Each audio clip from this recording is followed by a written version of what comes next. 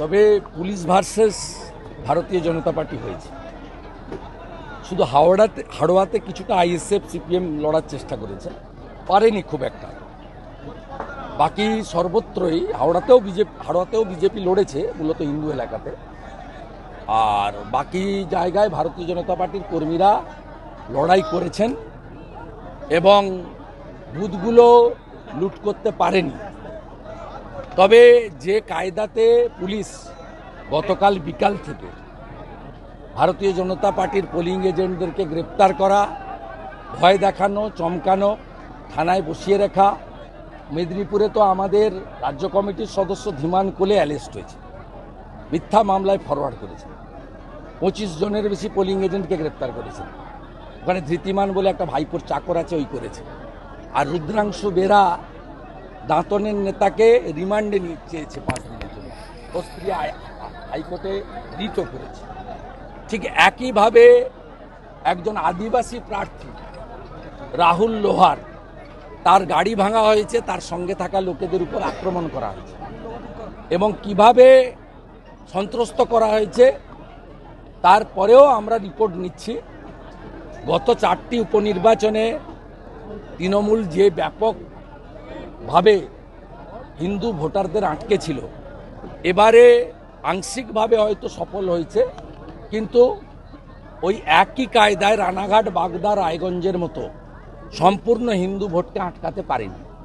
হিন্দুরা প্রায় 70% বেরিয়ে ভোট করার চেষ্টা করেছেন এবং ইলেকশন কমিশন, অবজারভার এবং এখানকার সিও মমতার ক্যাডার আরিজ আফতার, এদের ভূমিকা অত্যন্ত জঘন্য ছিল।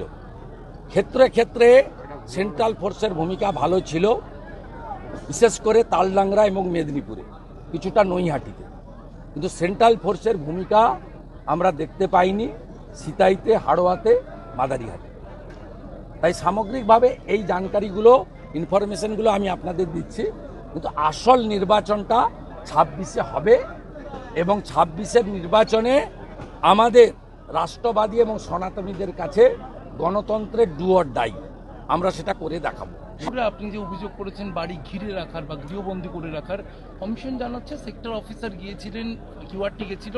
কখন গেছিল? আপনাদের রিপোর্টার অমিতাভ রথ এবিপি আনন্দের ওর বাড়ি থেকে দেখিয়ে দিয়েছে এবং সে কারণে ধৃতিমান অমিতাভ রথকে ধমকেছে ফোন করে। আমি বলছি, আপনার রিপোর্টার বলবে না। আমি আপনার চ্যানেলকে বলছি, অমিতাভ রথের একটা ফোন ইন নিন, যে বিরোধী দলনেতা বলছেন এসপি পশ্চিম মেদিনীপুর ধৃতিমান আপনাকে ধমকেছে। আপনার এবিপি আনন্দের ভিডিওটা আপনাকে পাঠিয়ে দিচ্ছি। আর আমি যখন ভিডিও পোস্ট করি, বাড়ি ঘেরা ছিল রাজ্য পুলিশে। কমপ্লেন হওয়ার পরে ওই সেক্টর কিউআরটি, ওটা আরিজ আফতাবের কথা, তো মমতার একটা চাকর 31 ডিসেম্বর রিটায়ার করবে। ওই সিও অফিসে আমরা গিয়ে গঙ্গা জল আর গোবর জল দিয়ে পরিষ্কার করে আসবো, তারপরে মমতাকে একটা পোস্ট দেবে। ওই জন্য এসব ঘটনায় অভিযুক্ত বলল গোপ পাকাতে পাকাতে তৃণমূল করি। সিতাইতে ওই জগদীশ বাসনিয়ার যে বাড়ির লোক যে দাঁড়িয়েছে, তারও তো সব ভুলভাল। যাই হোক, তিনি সেন্ট্রাল ফোর্সকে ডিকটেট করছেন। আমি সেন্ট্রাল ফোর্সের যারা বিএসএফ, সিআরপিএফ, সিআইএসএফ ছিল, তাদেরকে আমি এক্স স্যান্ডেলে দিয়েছি যে আপনারা কেন এর বিরুদ্ধে অ্যাকশন নেবেন না। মনোজ টিগ্গাকে ঘুরতে দেওয়া হয়নি, বিজেপি এমএলএদেরকে মাদারিহাটে ঢুকতে দেওয়া হয়নি, দীপক বর্মন, নিখিল রঞ্জন দে, বিশাল